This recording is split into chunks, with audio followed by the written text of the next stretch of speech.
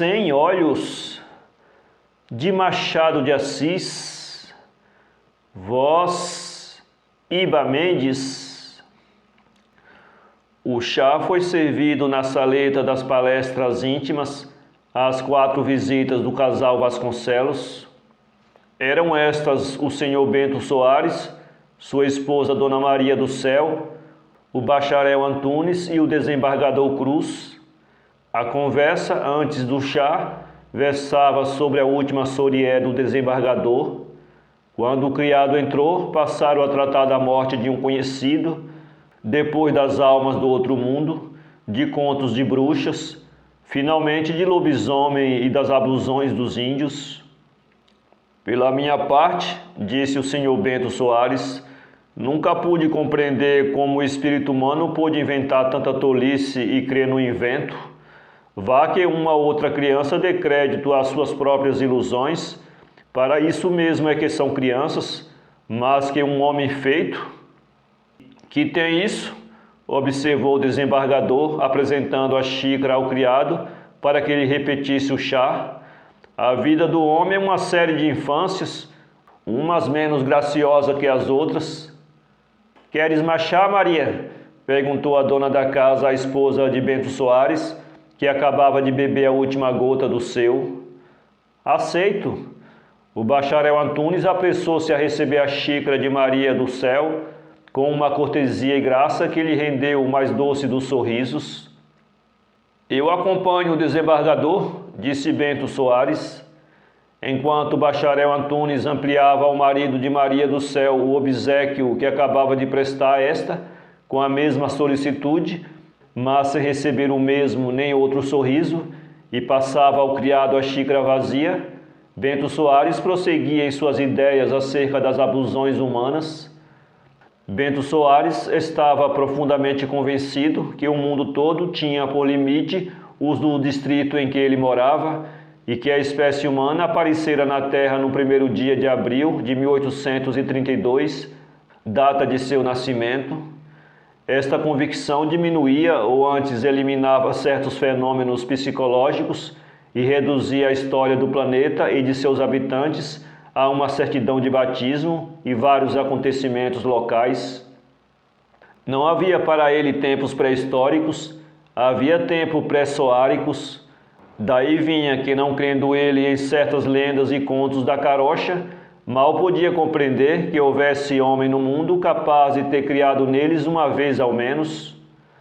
A conversa, porém, bifurcou-se, enquanto o desembargador referia a Bento Soares e ao dono da casa algumas notícias relativas a crenças populares antigas e modernas. As duas senhoras conversavam com o bacharel sobre um ponto de toalete. Maria do Céu era uma mulher bela, ainda que baixinha, ou talvez por isso mesmo, porquanto as feições eram consoantes à estatura, tinha os olhos miúdos e redondos, uma boquinha que o bacharel comparava a um botão de rosa e um nariz que o poeta bíblico, só por hipérbole, poderia comparar à torre de Galaade.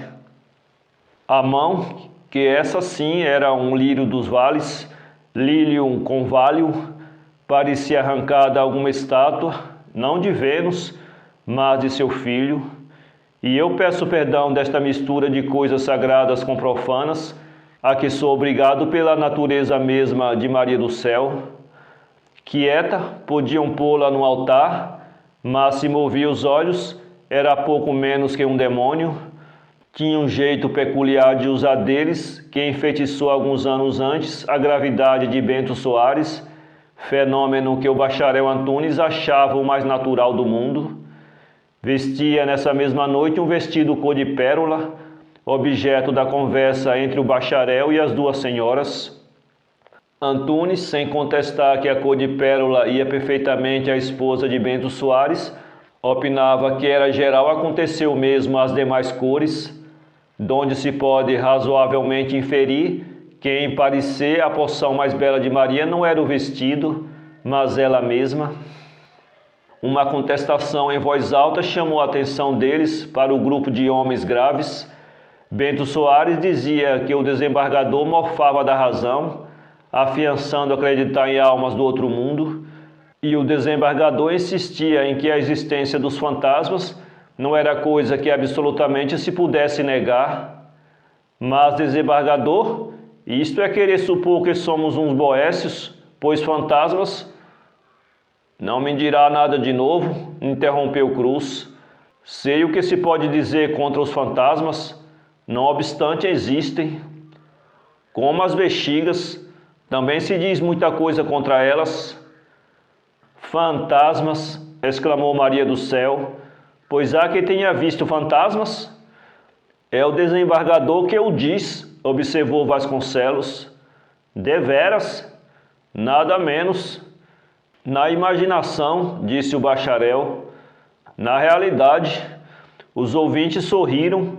Maria fez um gesto de desdém.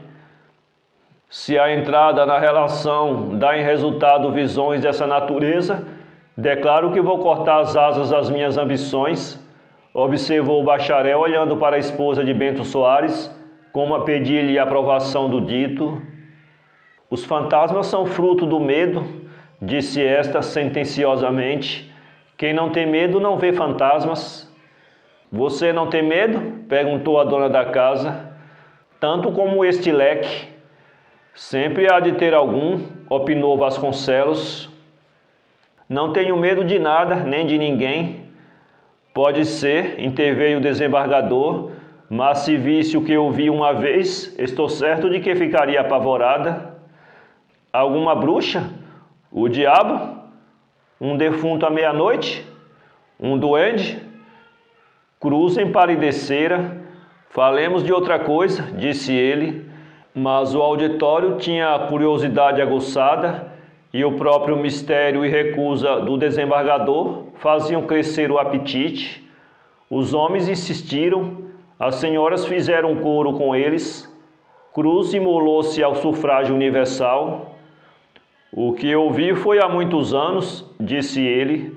Ainda assim conservo a memória fresca do que me aconteceu.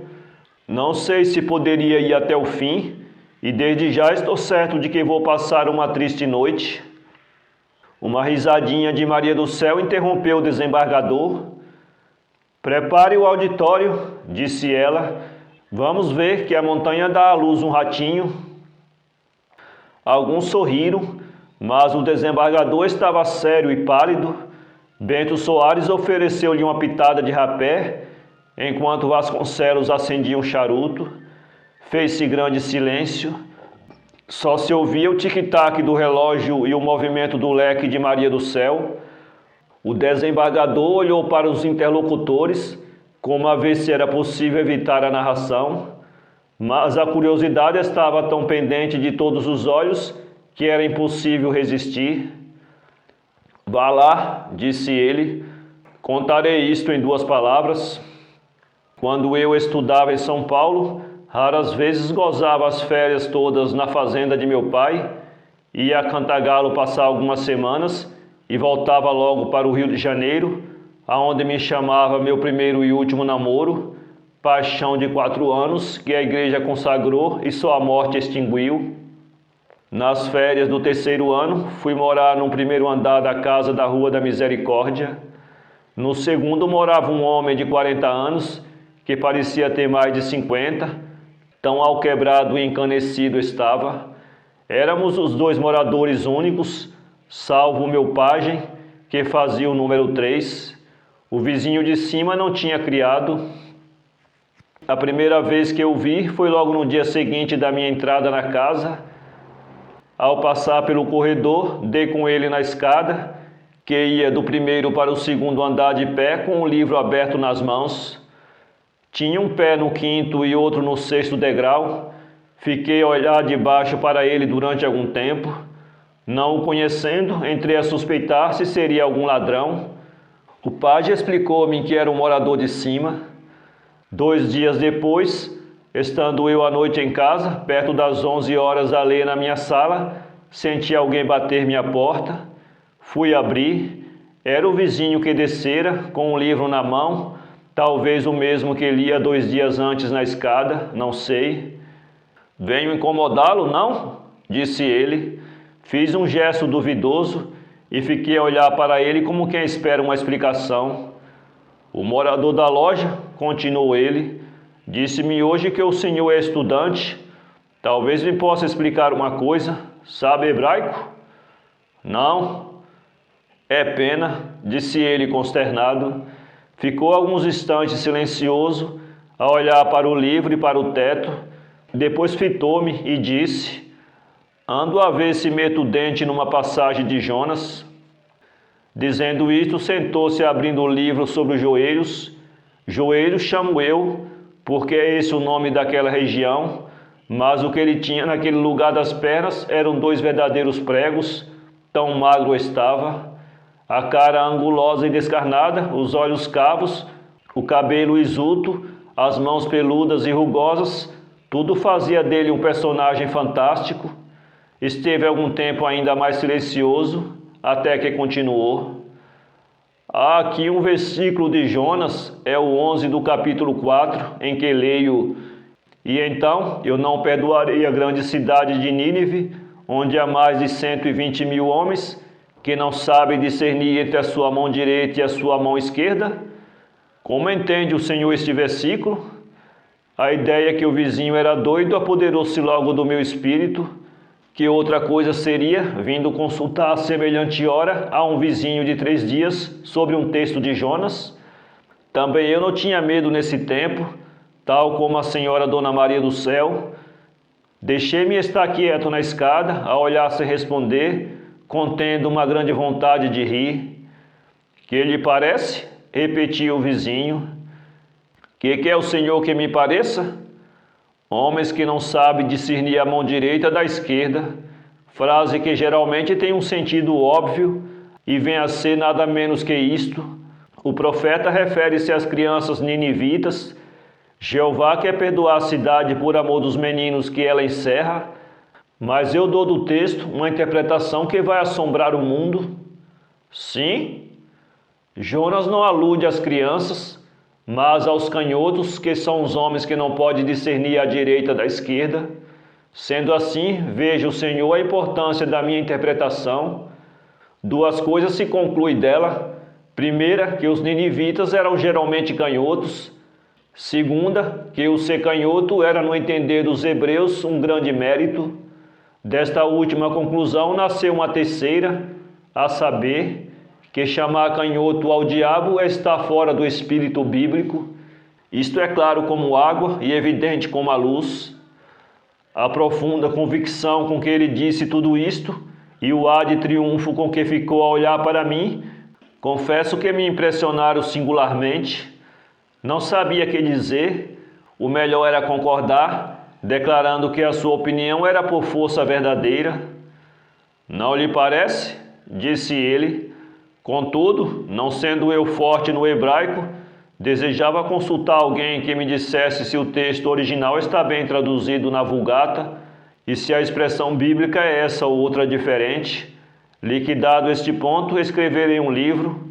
Afiança-me que não sabe hebraico? Nem sei sequer o alfabeto.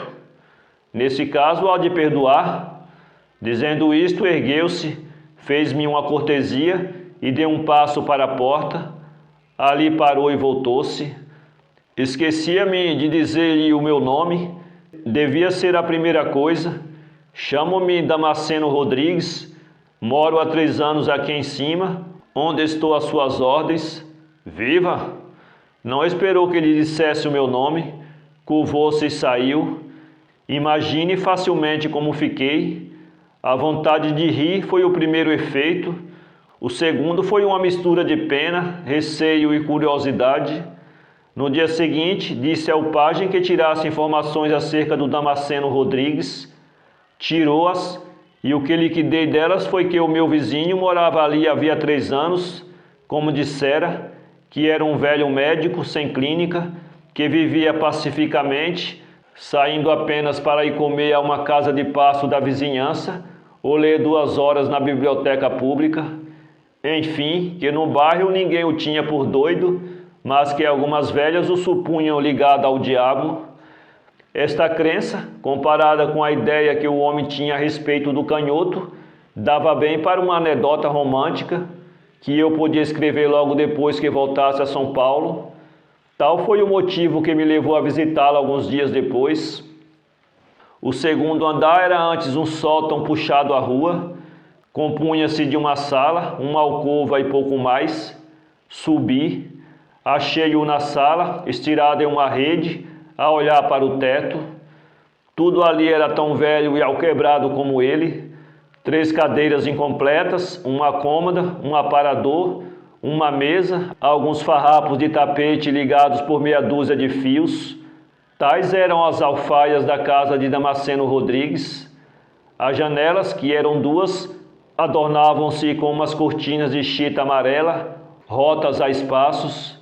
Sobre a cômoda e a mesa havia alguns objetos disparatados, por exemplo, um busto de Hipócrates ao pé de um bule de louça, 3 ou 4 bolos, meio pote de rapé, lenços e jornais. No chão também havia jornais e livros espalhados. Era ali o asilo do vizinho misterioso. Achei-o, como lhes disse, estirado na rede, a olhar para o teto.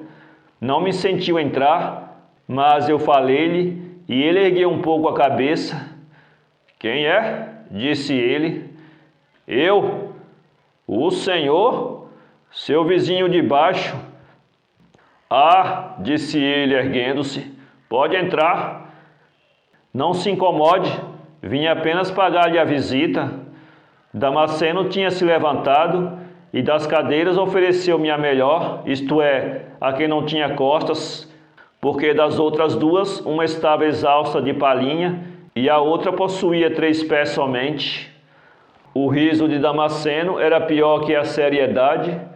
Sério, dava ares de caveira. Rindo, havia nele um gesto diabólico. A tudo resiste, porém, a ambição do escritor juvenil. Eu queria uma novela e estava disposto a conversar com o diabo em pessoa.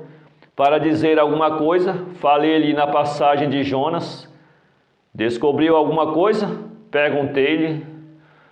Nada, tornou ele. Mas cuida que pensei mais em semelhante assunto? Supunha. Qual? No dia seguinte deixei-o de lado. Entretanto, creio que era importante decidir se realmente o nome de canhoto dado ao diabo. Damasceno interrompeu-me com uma risadinha sardônica e gelada que me tapou a boca. Não tive ânimo de continuar e faltava-me assunto para entretê-lo. Ele, entretanto, meteu as mãos na algibeira das calças e começou a andar de um para outro lado, ora cabisbaixo e silencioso, ora olhando para o teto e murmurando alguma coisa que eu não podia perceber. Havia no rosto daquele homem, além da velhice precoce, uma expressão de tristeza e amargura que os olhos não podiam contemplar impunemente. Ao mesmo tempo era tão extraordinária a figura e tão singulares os costumes dele, que a gente tinha prazer em conversar e atrair, quando menos por sair um pouco da vulgaridade dos outros homens. Damasceno passou cerca de 8 minutos sem me dizer palavra. Ao cabo deles parou defronte de mim. Mancebo, disse ele, quais são as suas ideias a respeito da lua? Poucas, algumas notícias apenas. Sei, disse ele desdenhosamente, o que anda nos compêndios. Pífia ciência dos compêndios. O que eu lhe pergunto? Adivinho. Diga. Quer saber se também suponho que o nosso satélite seja habitado? Qual? São devaneios, são conjecturas. A Lua, meu rico vizinho, não existe. A Lua é uma hipótese, uma ilusão dos sentidos, um simples produto da retina dos nossos olhos. É isto que a ciência ainda não disse. É isto que convém proclamar ao mundo. Em certos dias do mês, o olho humano padece uma contração nervosa que produz o fenômeno lunar. Nessas ocasiões, ele supõe que vê no espaço um círculo redondo, branco e luminoso. O círculo está nos próprios olhos do homem. Pode ser, não é outra coisa.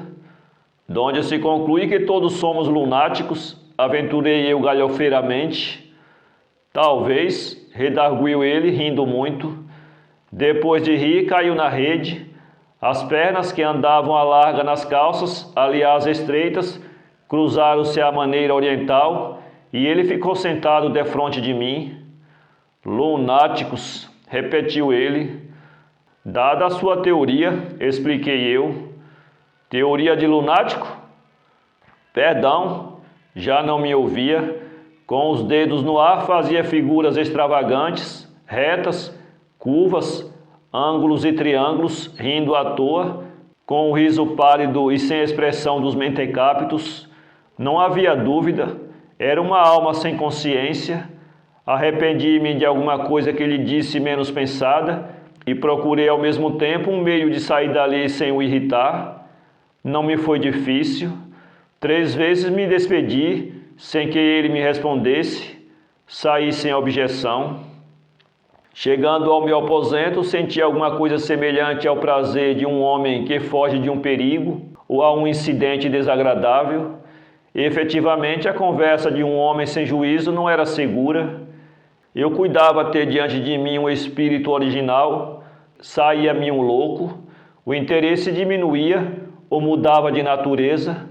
Determinei acabar ali as minhas relações com Damasceno. Durante 15 dias encontrei-o 2 vezes na escada, cumprimentou-me e falou-me como se tivera intactas todas as molas do cérebro. Queixou-se-me apenas de alguma dor de cabeça e palpitações do coração. Temo que isto vá acabar, disse ele a segunda vez. Não diga isso. Verá, estou à beira da eternidade, vou dar o salto mortal. Não alimentei a conversa e saí. Nessa noite contou-me um pajem que Damasceno Rodrigues me procurara com muitas instâncias, dizendo que desejava confiar-me um segredo.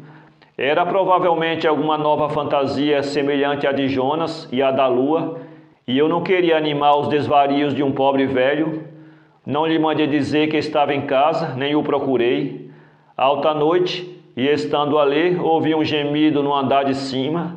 Subi devagarinho, colei o ouvido à porta da sala de Damasceno, mas nada mais ouvi.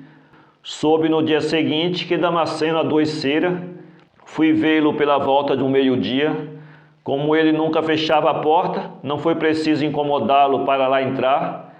Achei-o deitado na cama, com os olhos cerrados e os braços estendidos ao longo do corpo e por fora da coberta. Abri os olhos e sorriu ao ver-me.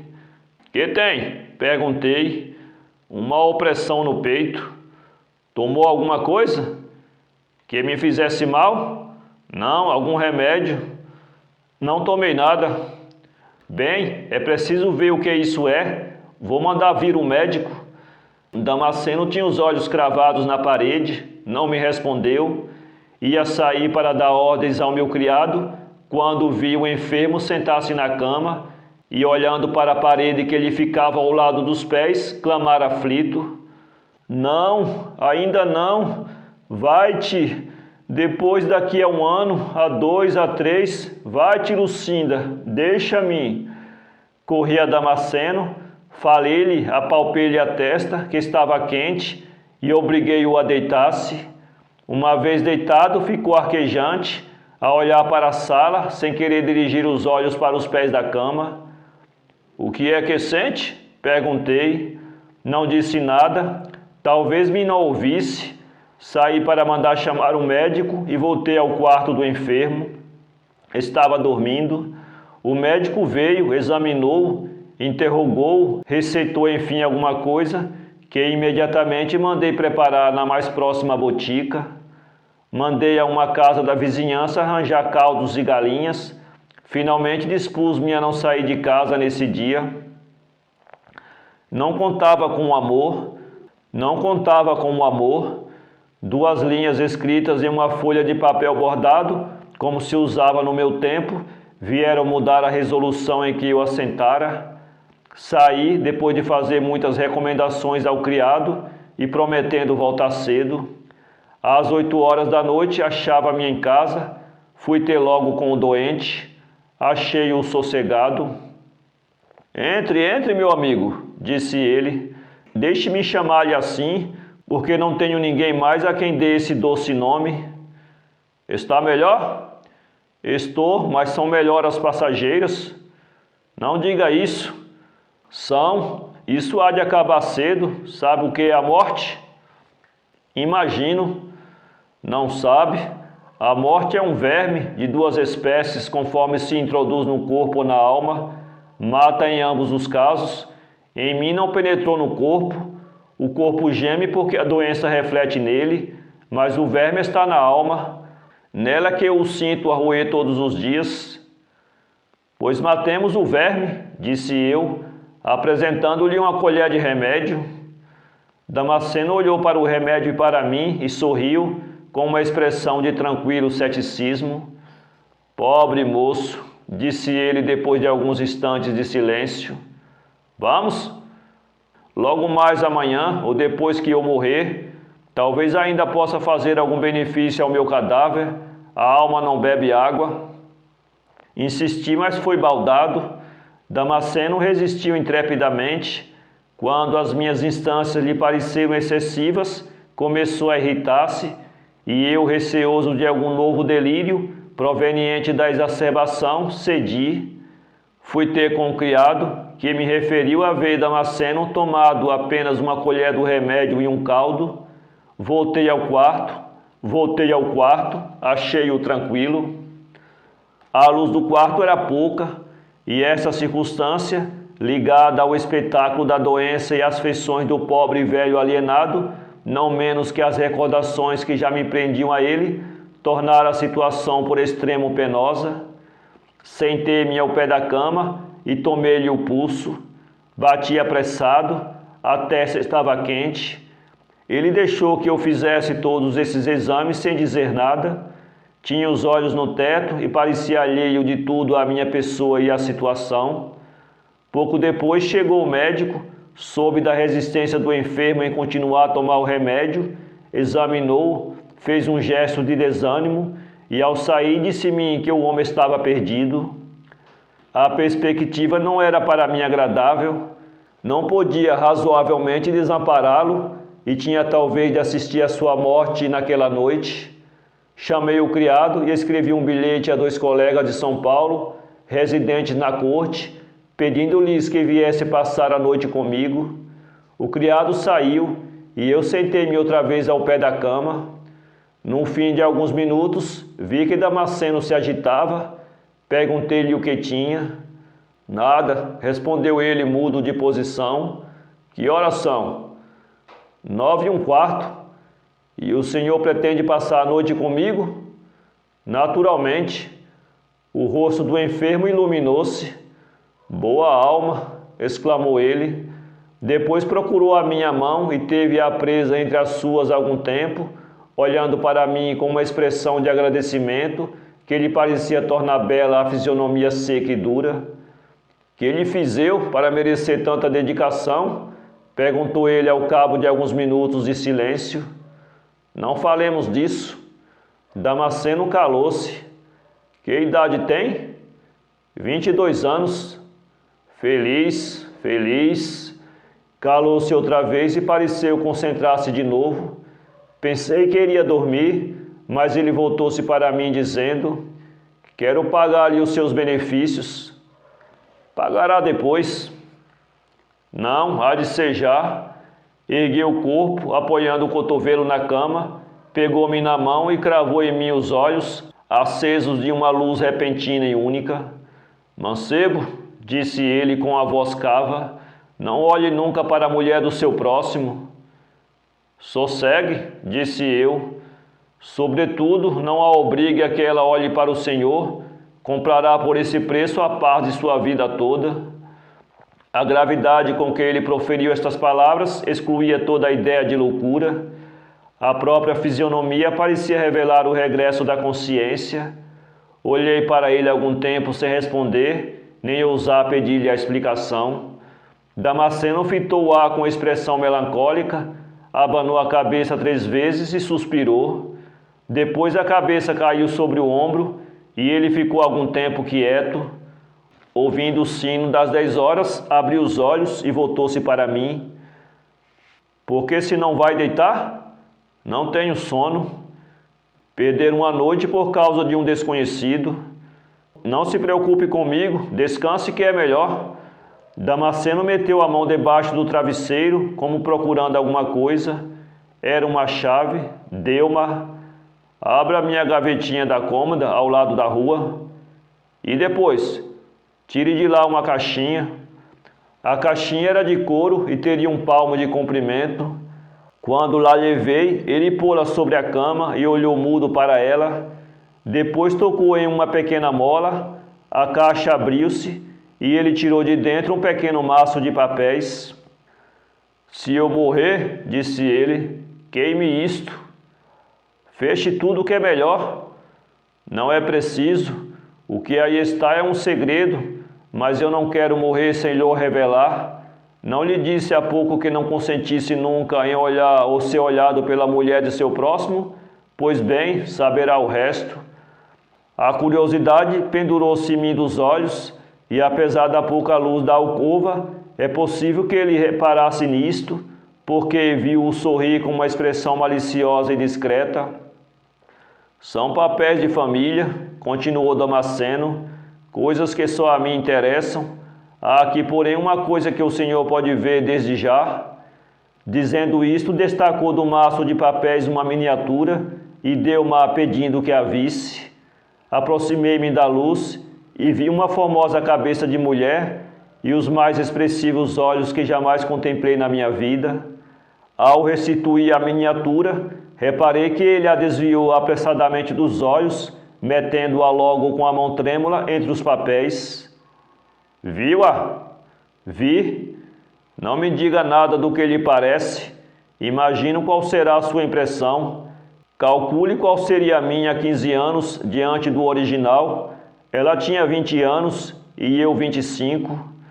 Damasceno interrompeu-se, arrependia-se talvez, e eu não ousava em tal situação mostrar-me indiscreto e curioso.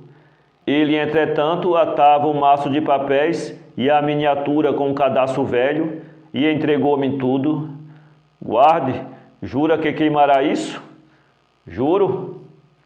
Guardei no bolso o maço, enquanto ele, reclinando o corpo, ficou tranquilo. Durante 5 minutos nada disse, começou a murmurar palavras sem sentido, com esgares próprios de louco. Esta circunstância chamou minha realidade. Não seriam os papéis e o retrato coisa sem valor a que ele em seu desvario atribuía tamanha importância? Damasceno falou de novo. Guardou? Guardei. Deixe ver. Está aqui, disse-lhe eu, mostrando o embrulho. Está bem. E depois de uma pausa, eu era moço, ela moça, ambos inocentes e puros. Sabe o que nos matou? Um olhar. Um olhar? Era no interior da Bahia. Lucinda casara-se na capital com o doutor Adré, não importa o nome. Era médico como eu, mas rico e dado a estudos de botânica e mineralogia. Andava por Jeremoabo naquele tempo. Eu encontrei-o no engenho e travei relações com eles. A mulher era linda, como o senhor viu aí. Ele era sábio, taciturno e ciumento. Havia nela tanta modéstia e recato, talvez medo, que o ciúme dele podia dormir com as portas abertas, mas não era assim. O marido era cauteloso e suspeitoso, ameaçava e fazia-a padecer. Eu percebi isso e a compaixão apoderou-se de mim. A compaixão é um sentimento pérfido, abstenha-se dele ou combata-o. Quem sabe se a gente que sente agora por mim não lhe dará mau resultado? Estremeci ouvindo esta última palavra. Ele parou um instante e continuou. Lucinda não me olhava nunca, era medo, era talvez intimação do marido. Se me falava alguma vez era secamente e por monossílabos. Meu coração deixou-se ir da compaixão ao amor pelo mais natural dos declives. Amor silencioso, cauto, sem esperança nem repercussão. Um dia em que a vi mais triste que de costume, atrevi-me a perguntar-lhe se padecia. Não sei que tom havia em minha voz, o certo é que Lucinda estremeceu e levantou os olhos para mim. Cruzaram-se com os meus. mas disseram nesse único minuto, que digo, nesse único instante, toda a devastação de nossas almas. Corando, ela abaixou os seus, gesto de modéstia que era a confirmação de seu crime. Eu deixei-me estar a contemplá-la silenciosamente. No meio desta sonolência moral em que nos achávamos, uma voz atruou e nos chamou à realidade da vida. Ao mesmo tempo, achou-se defronte de nós a figura do marido. Nunca vi mais terrível expressão em rosto humano. A cólera fazia dele uma medusa. Lucinda caiu prostrada e sem sentidos.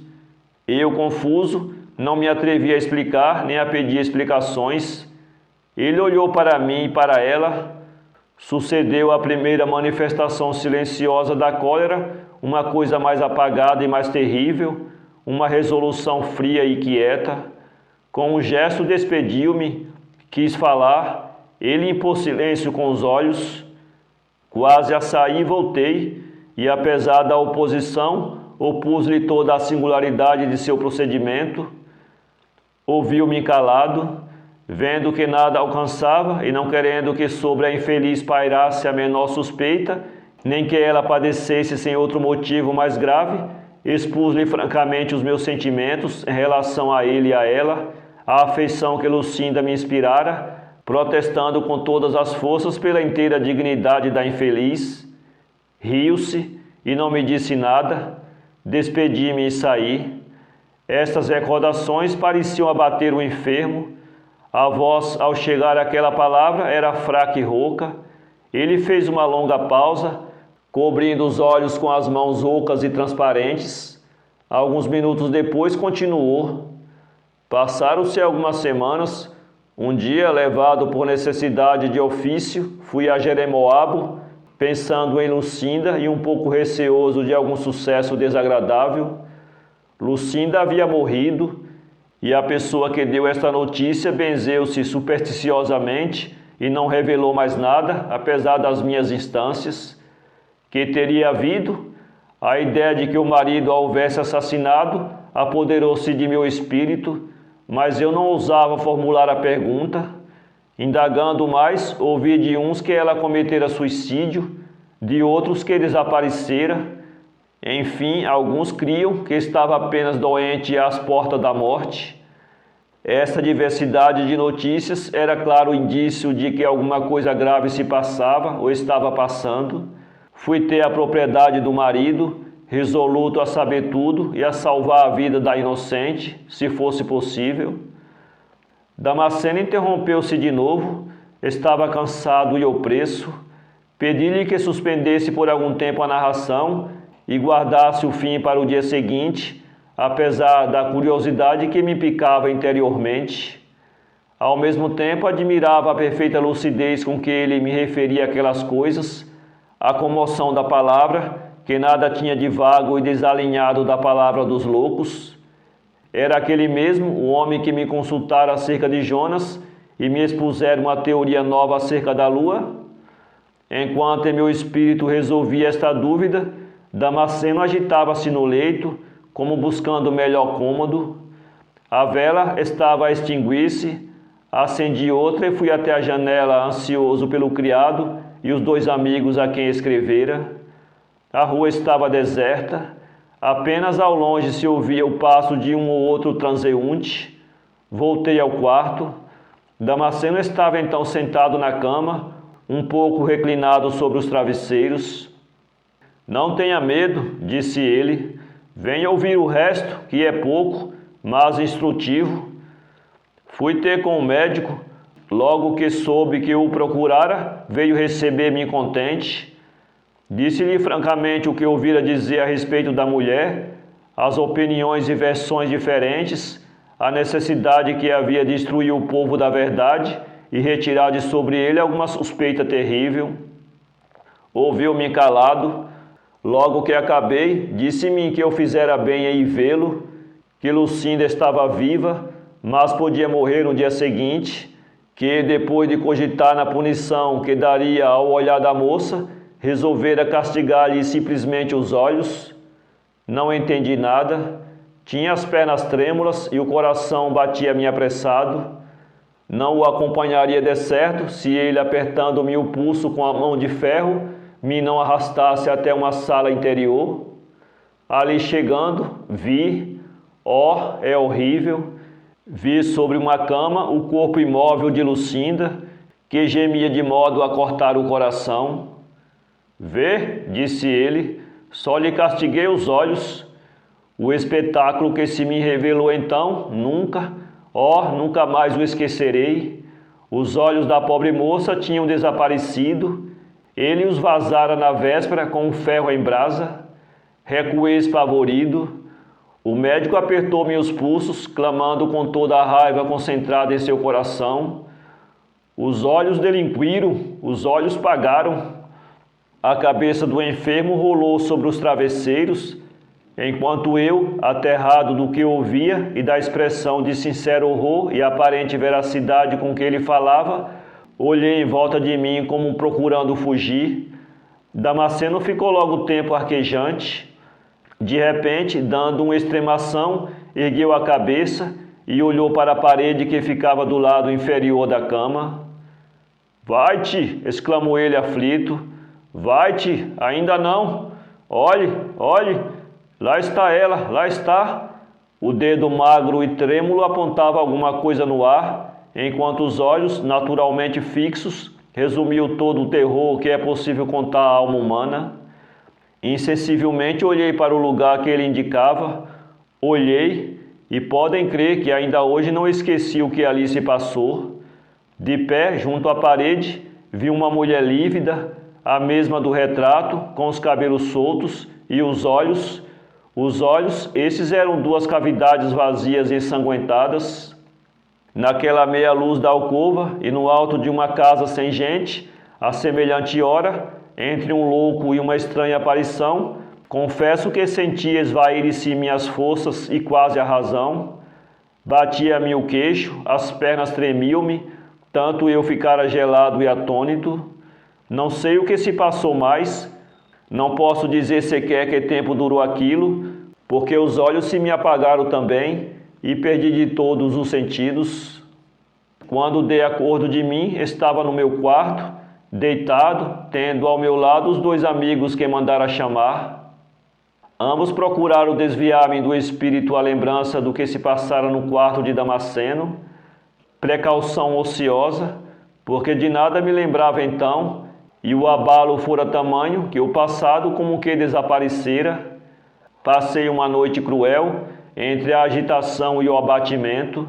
Sobre a madrugada dormi, acordei com o sol alto, pude então recordar a cena da véspera, e só a recordação me fazia gritar e gelar a alma. Quis ir ver o doente, porque apesar dos sucessos anteriores, interessava-me o pobre velho condenado a uma triste visão perpétua. É tarde, disseram-me. Por quê? O doente morreu. Senti que uma gota me brotava dos olhos. Foi a única lágrima que ele obteve dos homens. Meus colegas referiram-me que a morte sucedera ao romper da manhã, estando presente um deles e o criado. Damasceno morreu a falar das mais desconcentradas coisas, de guerras, de meteoros e de São Tomás de Aquino. Seu último gesto foi para abraçar o sol, que dizia estar diante dele. Morreu, enfim, ou antes, restituiu-se à eternidade, segundo a expressão do meu colega, a cujos olhos o doente parecera um esqueleto que visitara por algum tempo a terra. Não pude assistir ao enterro, estava abatido e doente, mas um dos meus amigos foi até o cemitério. Com um deles fui dormir aquela e as noites seguintes, não podendo passá-las debaixo do mesmo teto em que se dera a terrível aparição. A justiça arrecadou o que pertencia a Damasceno Rodrigues. Ele vivia do aluguel de 2 casinhas e de algumas apólices que se lhe encontraram. Não tinha herdeiros. Só muitos dias depois atrevi-me a ver de novo o retrato da mulher que ele me dera. Ainda assim não foi sem terror e arrependi-me de o ter feito, porque toda a cena se me reproduziu logo ante os olhos. Era miraculosamente bela a Marte de Jeremoabo, eu compreendia, não só a loucura de Damasceno, mas também a ferocidade do esposo. O desembargador fez pausa no meio do geral silêncio de constrangimento que sua narração produzira. Vasconcelos foi o primeiro que falou. Não podemos duvidar que o senhor visse a figura dessa mulher, disse ele, mas como explicar o fenômeno? A dificuldade é maior do que pensa, acudiu o desembargador. O episódio teve um epílogo. Quando referi a aparição a algumas pessoas, ninguém me deu crédito e os mais polidos atribuem o caso a um pesadelo. Evitei expor minha incredulidade e ao ridículo. Mais tarde, já senhor de mim, determinei contar a catástrofe de Damasceno em um jornal que escrevíamos na academia. Tratando de colher alguma coisa a mais acerca do infeliz, vim a saber com grande surpresa minha que ele nunca estivera na Bahia, nem saíra do Sul. Já então não era só o interesse literário que me inspirava, era a liquidação de um ponto obscuro e a explicação de um fenômeno. Casara aos 22 anos em Santa Catarina, de onde só saiu aos 33, não podendo, portanto, encontrar-se com o original do retrato aos 25, solteiro, em Jeremoabo. Finalmente, a miniatura que me confiara era simplesmente o retrato de uma sobrinha sua, morta solteira. Não havia dúvida, o episódio que ele me referia era uma ilusão como a da lua, uma pura ilusão dos sentidos, uma simples invenção de alienado. Mas sendo assim, como vi eu a mulher sem olhos? Esta foi a pergunta que fiz a mim mesmo, que havia, certo, tão claramente como os estou vendo agora. Os mestres da ciência, os observadores da natureza humana lhe explicarão isso. Como é que Pascal via um abismo ao pé de si? Como é que Bruto viu um dia a sombra de seu mau gênio? O seu caso é talvez mais simples que esse todos. O desvario do doente foi contagioso e fez com que o senhor visse o que ele supunha ver. Pois é pena, exclamou o desembargador, a história de Lucinda era melhor que fosse verdadeira, que outro rival de Otelo, aí como esse marido que queimou com um ferro em brasa os mais belos olhos do mundo, em castigo de haver fitado outros olhos estranhos? Crê agora em fantasma, Dona Maria do Céu? Maria do Céu tinha seus olhos baixos. Quando o desembargador lhe dirigiu a palavra, estremeceu, ergueu-se. O bacharel fez o mesmo, mas foi dali a uma janela, talvez tomar ar, talvez refletir a tempo no risco de vir a interpretar algum dia um hebraísmo das Escrituras.